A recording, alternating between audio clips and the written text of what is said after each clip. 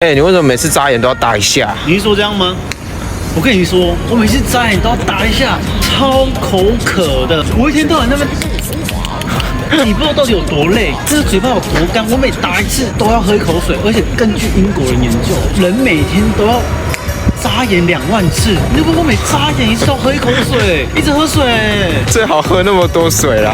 我跟你讲，喝水真的很重要。人不吃饭可以活7天，但人不喝水只能活3天。而且人体70%都是水。我跟你说，不管你今天想要身心健康，还是想要皮肤变好、体态变得好看，都要喝水，提高新陈代谢。好了，林啊，喝啦。喝了。